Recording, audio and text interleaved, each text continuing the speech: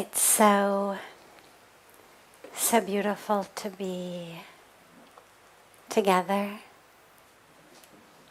So beautiful that the rain has stopped just long enough to enable us to not be rained upon, but that still keeps filling our days and nights.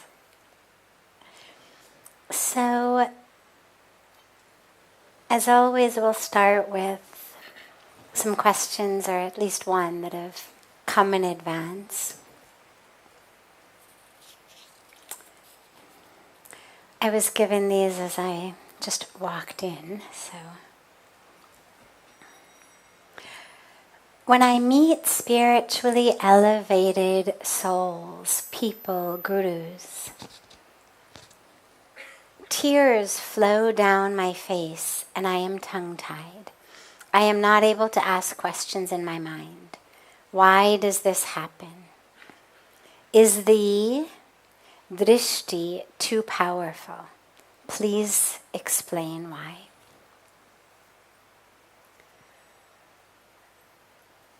Questions are of the mind. The mind is the only part of us that's troubled. Sometimes we say, my heart feels this, but the truth is, it's in the brain. It's in the mind.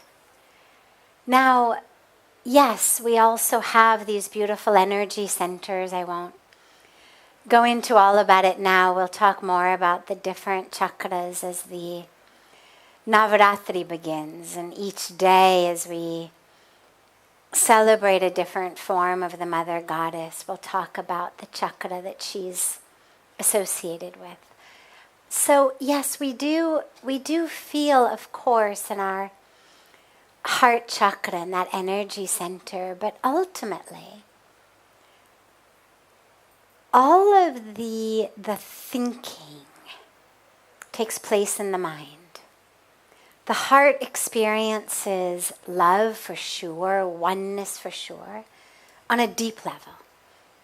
The mind is the calculated one. The mind that's the 50-50, what I've done for you, what am I getting, give and take. That's games of the mind. Now,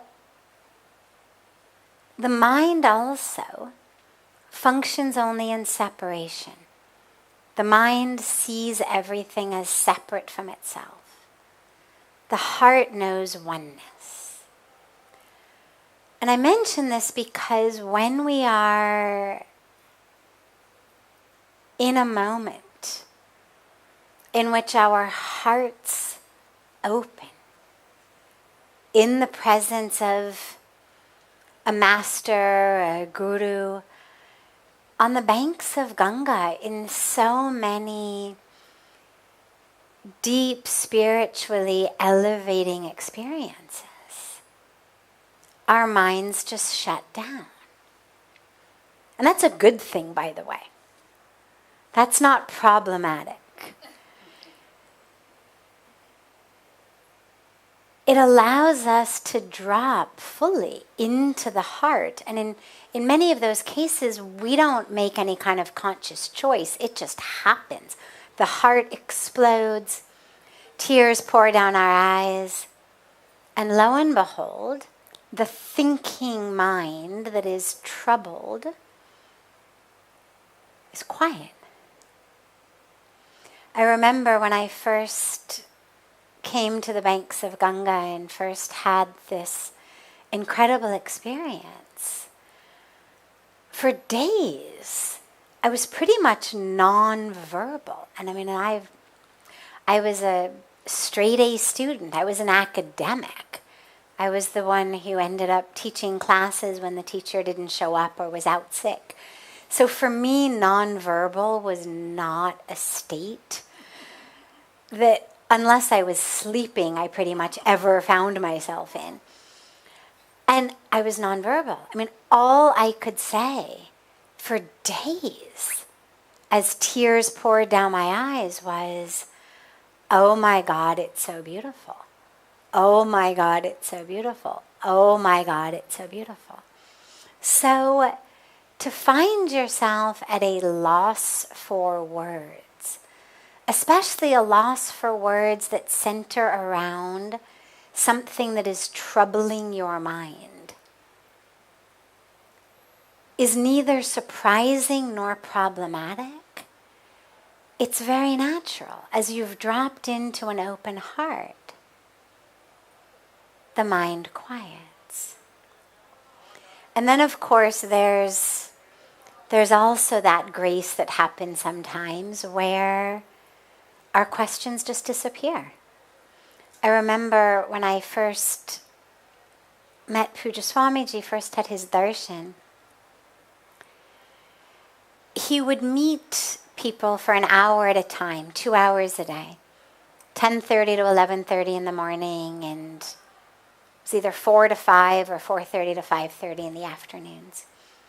And on the rare occasions that the hour ended before the people ended, he would turn to me, because I would just come and sit and just be there and absorb his presence. And I, of course, found myself, if not completely nonverbal, at least not very articulate, not nearly as articulate as I would like to be. And I found it embarrassing because I always had questions. I always had things to ask. But when he would turn to me and say, yes,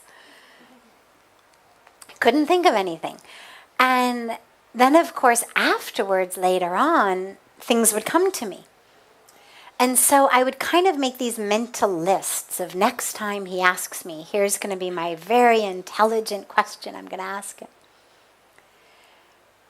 And then he would turn to me and say, yes.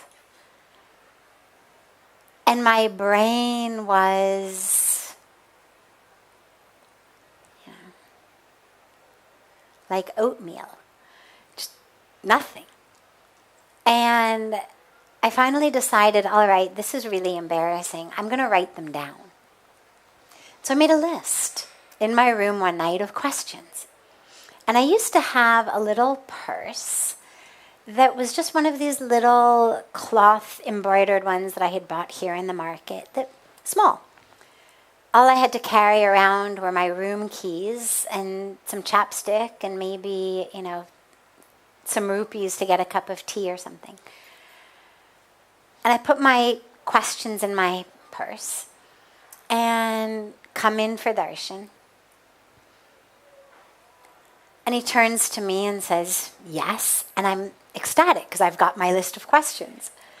And I open my purse and they're gone. Now, my purse had no pockets.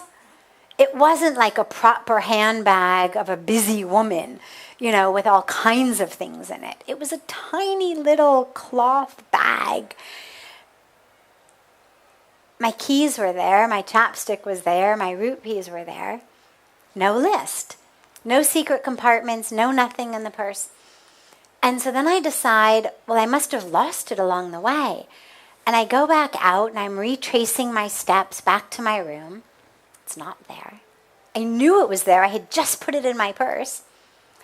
Of course, I say to Pujya Swamiji before I go, can you just give me 2 minutes? I'll be right back. And I get into my room and I start literally tossing my room, like as though somehow, without me remembering it, my list had ended up under my mattress or in my pillowcase or, it's nowhere. And I finally realized, okay, I get it, universe.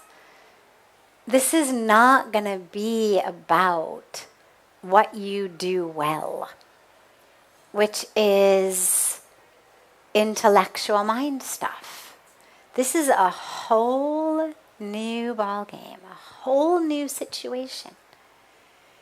And no, you don't get to rely on that thinking mind. on your powers of intellect on that in this new situation. That this is now a situation of an open heart, not an overactive mind. So that's another thing that sometimes happens to questions. And when it does, we let them go. I mean, questions are beautiful. It's why we have satsang. It's what enables us to go deeper. But this is why I say so frequently, there's no such thing as a silly question. There's no such thing as a wrong question. As long as it's deeply meaningful for you and it's something that is in some way blocking you on your path. But what a lot of us tend to do is we like to kind of show how philosophically smart we are and use question times as a way to just allow our minds to play games.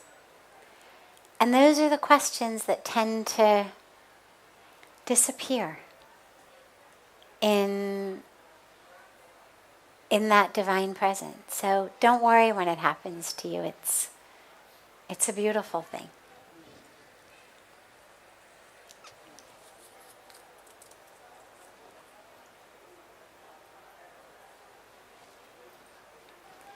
What if a person does not even realize that he is an angry person? How can he work on his anger when he thinks he is not an angry man? So the very first step in working on anything is awareness. I can't quit smoking if I deny that I smoke. I can't quit drinking if I deny that I drink.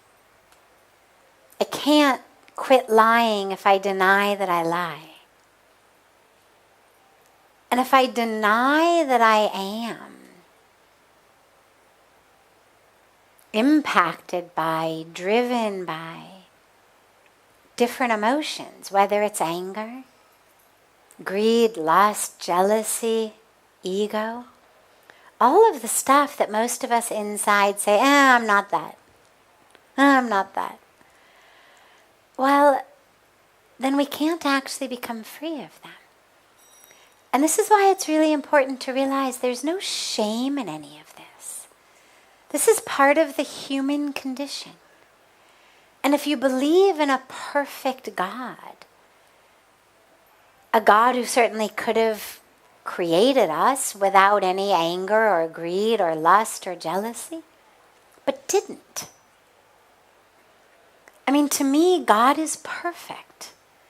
And if God wanted me to be born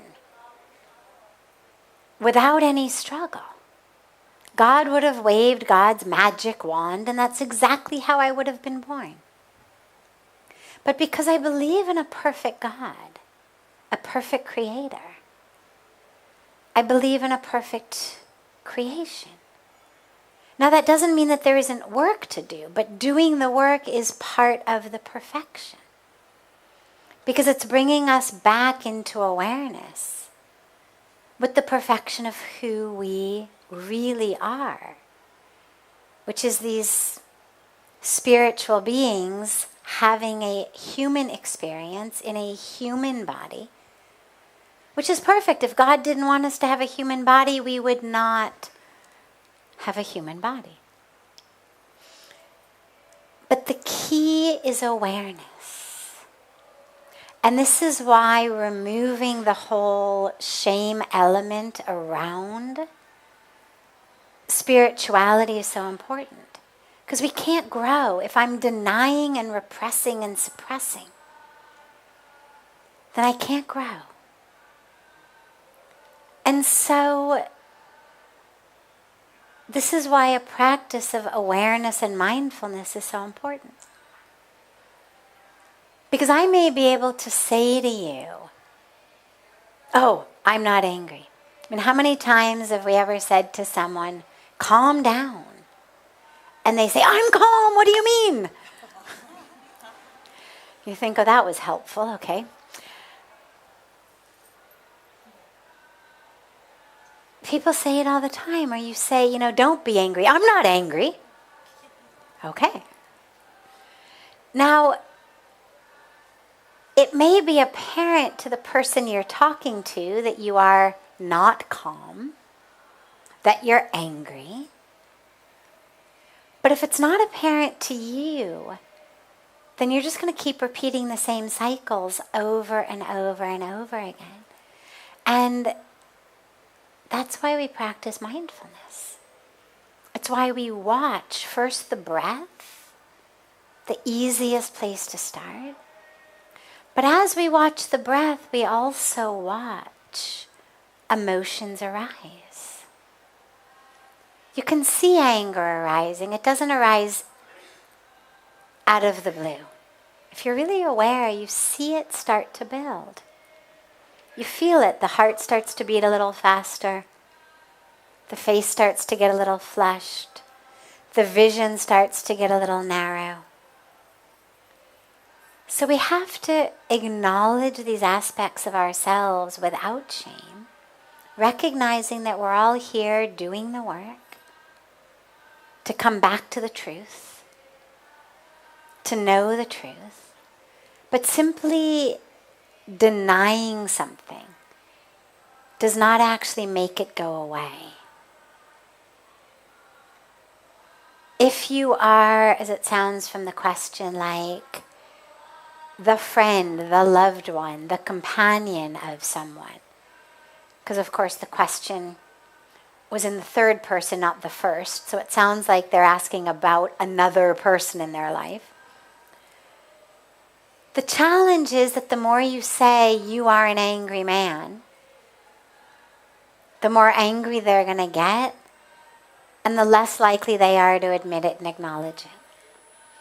And this is where maybe simply dropping the idea of trying to convince them they're angry, but instead bring in some spiritual practices that you could do together. Start a daily meditation. And if he doesn't want to do it, no problem, you do it. You do it. Invite him each day. Travel together to holy places, listen to satsang, have darshan of saints, go to katha. And slowly, slowly, slowly bring him into more and more spiritual places. And help him understand. But until and unless someone acknowledges it, unfortunately there's not much you can do. And the last piece, though, is to realize, everybody's on their own karmic journey. And not to judge someone else's. The universe is infinitely patient. You don't learn it this life, you'll learn it next life. You don't learn it next life, you'll learn it the life after that. And so not everyone may be necessarily on your timeline. And if someone really can't see something, no matter how much you try to show them, whether it's about their emotions, whether it's about God, divinity, spirituality, consciousness, don't judge. Because that just makes you fall back on your path. That just creates separation in your mind. Give yourself the beautiful spiritual challenge of, can you love someone who may be at a different stage of a karmic journey without any judgment of what's better or worse, higher or lower? No spiritual arrogance here. Just a love for wherever that person may be. And the truth is that a loving, accepting, spacious presence is the very best environment for someone actually to start doing their work. You can't do it with that agenda, though. but just so that you know, unconditional love, tender spaciousness is the place in which people blossom and open and unfold. But you need to be prepared to love them anyway. Because that's your journey. Your work is, because remember, they've been sent to you, you've been sent to them. You've been karmically drawn to each other.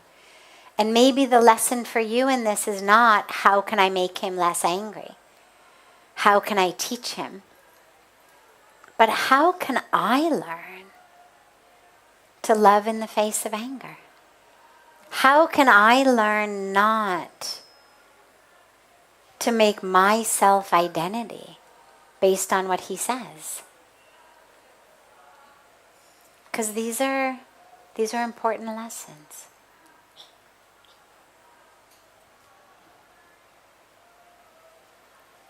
Questions here?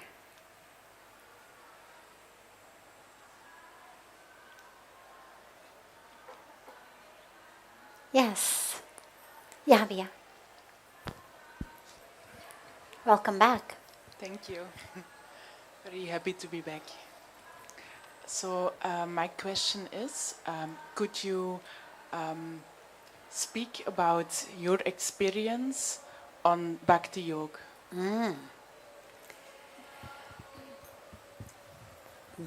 Bhakti Yoga, path of devotion. So,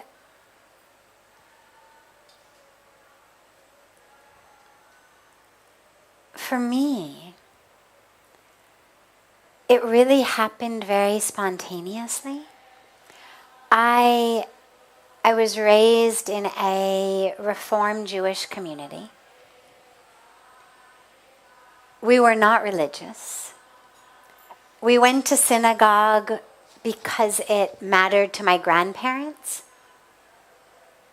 First Friday evening of every month was family night. Grandma wanted to go to synagogue. We all went to synagogue.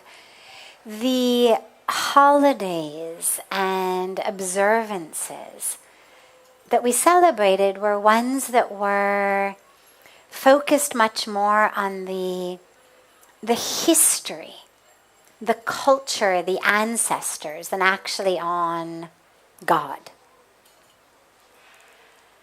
But as a 25-year-old academic, it never occurred to me that I was missing anything. It never occurred to me that I should be loving God. God was a nameless, formless being whom I feared occasionally. Not much. I mean, I didn't move through my life afraid of God, but, occasionally on holidays where God was making important decisions, I was afraid. When I came to India and had this powerful experience of awakening, my heart just burst open in love. That's why the only thing I could say was, oh my God, it's so beautiful. Oh my God, it's so beautiful. Now, there wasn't at the time an object of my love. I mean, it didn't matter what I was looking at. A telephone pole, literally. Telephone poles, pillars. There used to be these marble pillars on the Ghat that have since been removed to make more room for seating. But we had these marble pillars, and I used to look at them. The steps, people, random people, didn't matter. Whatever I saw was so beautiful because I was seeing God everywhere. But as time went on, I developed love experiences for different forms of God. I remember my love for Krishna began on a trip that Swamiji took me on. He was going down to Vrindavan. I had been here maybe 3-4 weeks. I had never heard of Vrindavan. I didn't know anything. Sure, I had heard of Krishna, but I didn't really know anything. And he was going on this trip that was part of a huge, beautiful yatra called the Vraj Yatra that was being led by these other two beautiful saints. And we went down. He said to me, "Do you want to go?" And again, I didn't know where we were going, but it didn't matter where we were going. I mean, if he had said, you know, I'm on my way to hell, would you like to join me? I would have been like, yeah, you're going to be there, right? So I said, yes, of course, I want to go. And we got there, and we were there for the day of doing the parikrama, the on foot walking around the mountain of Govardhan, which is a very sacred mountain in the stories of Bhagavan Krishna. And people do a pilgrimage around it. And it's 21 kilometers. And you go barefoot. And we did it in this huge group of people, this huge yatra. And everybody kept asking me, I was the only foreigner there, and everybody kept asking me, "Are your feet okay? Are your feet okay?" And I remember being so perplexed because I had no idea I had feet. I mean, I felt like I was floating, that I was being carried. Feet? Like, what are feet? Why are you asking me this question? And I was so full of love of God. And we went shortly thereafter to the ashram of one of the saints who had been running the pilgrimage in a place called Ramanreti. Now, Ramanreti literally means the ret, the sand of Bhagavan Krishna. And the ashram is built on that sand. And I remember lying and rolling around in the sand with just tears pouring down my eyes. And I had no idea what was happening to me. I hadn't read the Srimad Bhagavatam. I hadn't read the Mahabharata. I hadn't even read the Bhagavad Gita by that point. I didn't know anything. I didn't have any framework in which to put this. But the experiences of love were so powerful that suddenly I started loving Krishna. In fact, when I learned about mantras and I decided I wanted one, and I went to Pujya Swamiji and I asked him to give me a mantra, and he made me wait. He didn't tell me why. He just said, "Not yet." And I would keep going, and he would say, "Not yet." And I decided, well, I wasn't going to deprive myself of the benefit of a mantra just because my guru wouldn't give me one. And so I made up a mantra. And my mantra was, "I love you, Krishna." And I used to do my japa with "I love you, Krishna" for 2 years until Pujya Swamiji finally granted me an actual Sanskrit mantra. So for me, that devotion just blossomed in that way. And then my love for Hanumanji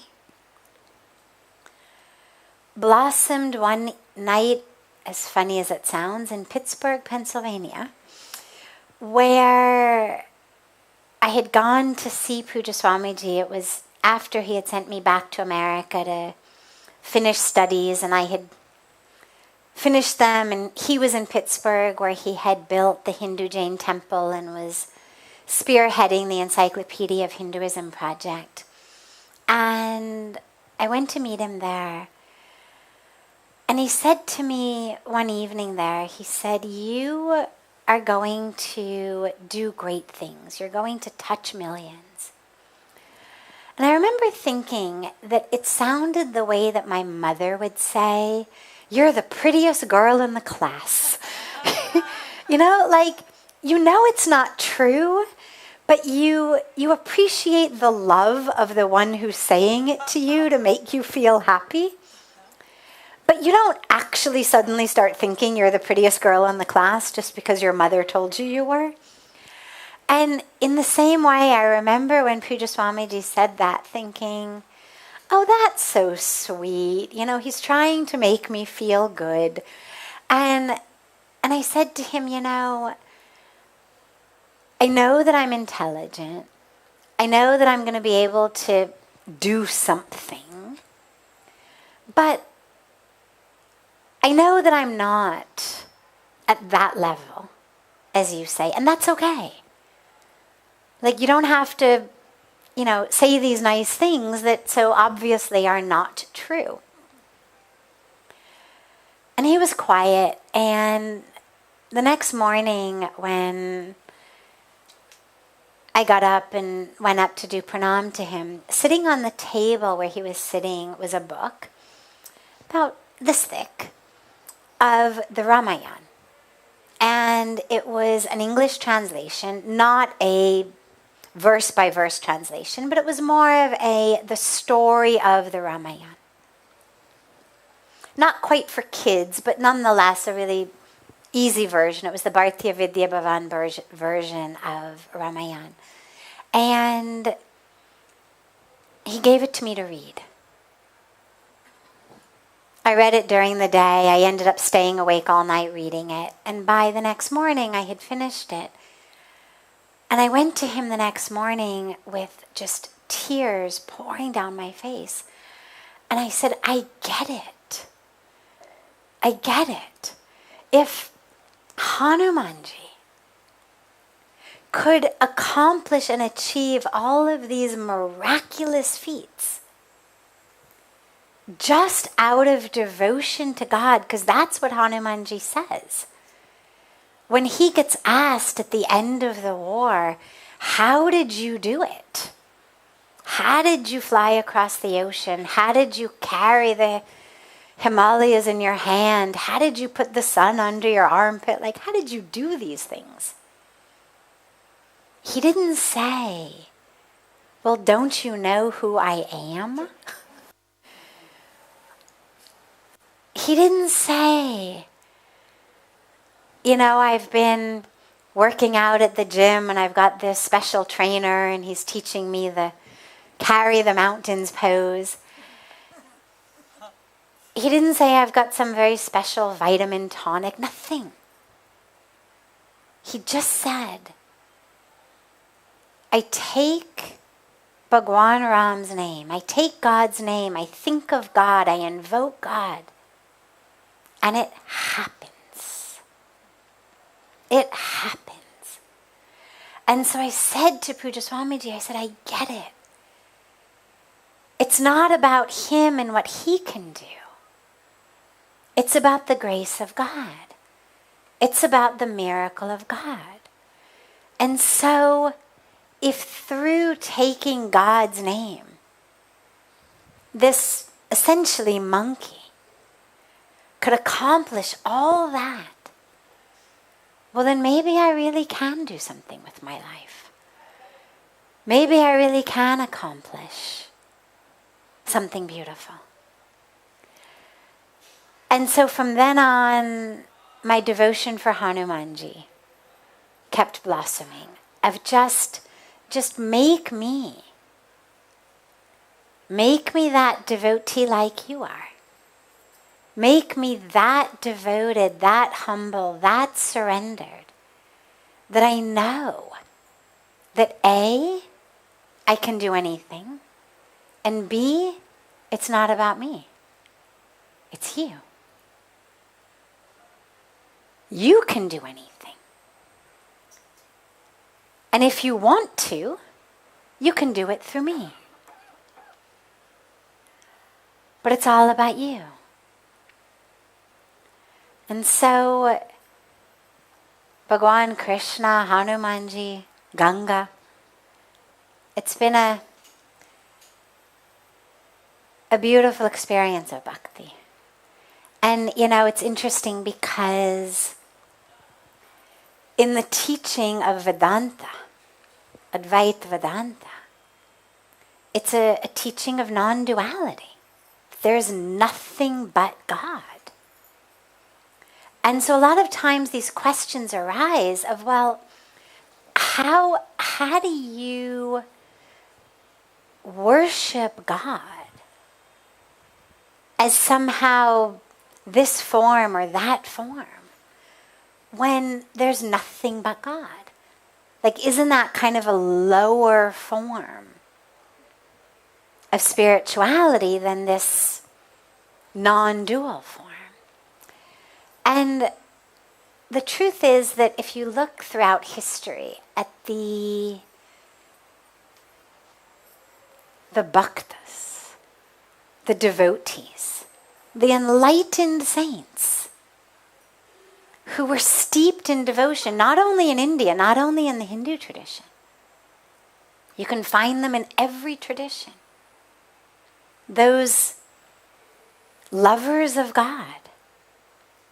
Well, it's not that they don't know that they're one with God. It's not that they don't know that it's all God. It's not that somehow they haven't had that experience yet. It's that they choose to temporarily forget that, because being in love is so beautiful. It's like, I remember when I was learning fiction writing at Stanford, my professor said something that's always stuck with me. He said, the world of fiction requires a willing suspension of disbelief. You have to willingly suspend your disbelief in order to enjoy fiction. If every time you read fiction you say, that couldn't happen, well, that's impossible, well, I don't believe that, you'll never enjoy a good novel. It requires a willing suspension of disbelief. And I think that the practice of devotion requires a willing suspension of knowledge. That I'm willingly suspending temporarily that which I know on the deepest level to be true. Because being in love feels so beautiful. In the same way that I willingly suspend disbelief because I enjoy a good science fiction novel. And so on a much deeper level, I'm convinced, I mean, I haven't interviewed them, but I'm deeply convinced that all of the mystics, the sages, the saints, the lovers of God throughout history have made this very conscious, willing suspension of the fact that I know God is in me, is everywhere, and yet to love God is so beautiful that I am willing to forget that I know God is me so that I can experience this joy of loving God in a particular form, in a particular name, in a particular way. Beautiful. Other questions? Yes. I don't know, but see, आप पकड़ लीजिए उनके लिए. I'm not able to see. If I close my eyes and sit for meditation, I'm not able to see what I want, but only the nasty things or whatever I have seen that is not good, what I don't like, those things come in my mind. And what do you want to see? I go to a temple, I go with so much of devotion, I have seen God with so much of love. I want that to come in me when I close my eyes. Okay, beautiful. So,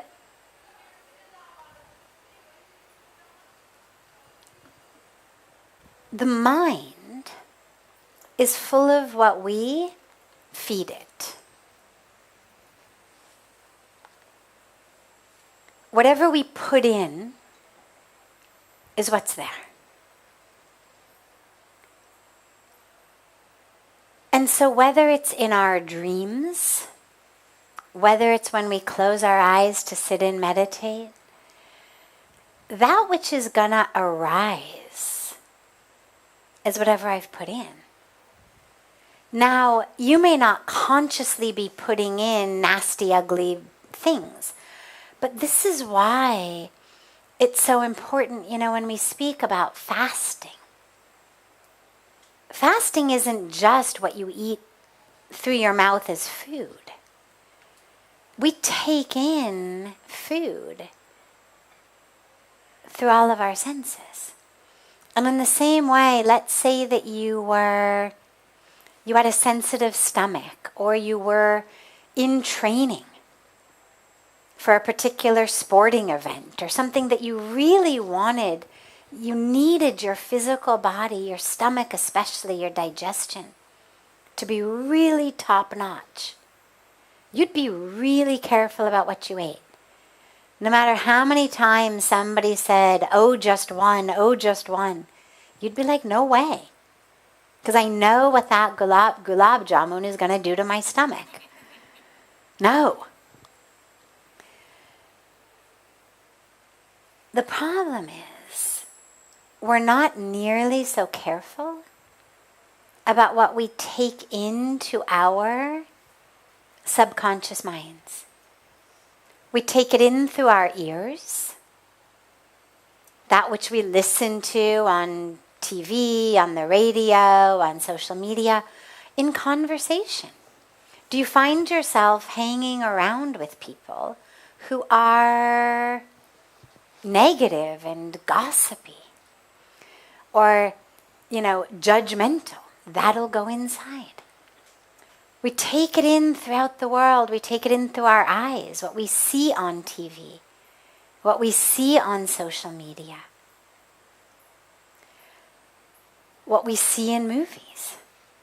And so we have to be really careful about what we take in, because that's the stuff that's gonna come up. Now, sometimes, some of it also could just be old karmas burning themselves out. That is also possible.